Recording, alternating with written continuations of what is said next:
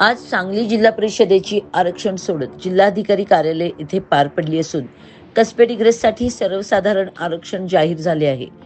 त्यामुळे येथील गावचे सुपुत्र प्रसिद्ध उद्योजक व सामाजिक कार्यात नेहमीच अग्रेसर असणारे अण्णासाहेब चौगुले यांनी राष्ट्रवादी काँग्रेस शरदचंद्र पवार गटाकडून आपणास उमेदवारीची मागणी केली आहे। महाविकास आघाडी याची निश्चितच दखल घेईल अशी आशा त्यांनी सांगली प्रहार न्यूज टीमशी बोलताना व्यक्त केली। कसबेडिग्रज जिल्हा परिषद मतदारसंघ आणि मिरज तालुका पंचायत समिती मतदारसंघामध्ये सर्वसाधारण आरक्षण जाहीर झालेले आहे।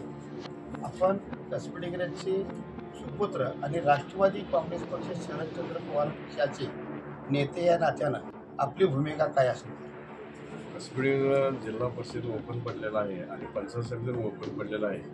महाविकास आघाडीकडून मला जिल्हा परिषद किंवा पंचायत समिती उमेदवारी मिळावी असे मी आनंदराव नरडे भाऊ साहेब, जयंतराव पाटील साहेब, विशालदादा पाटील यांच्याकडे मी मागणी करणार आहे। तरी त्यांनी सर्वसाधारण सभा विचार करून आमच्या नावाचा विचार करावा अशी मी विनंती करतो। सांगली प्रहार न्यूज करिता मुख्य संपादिका नीता पाटील।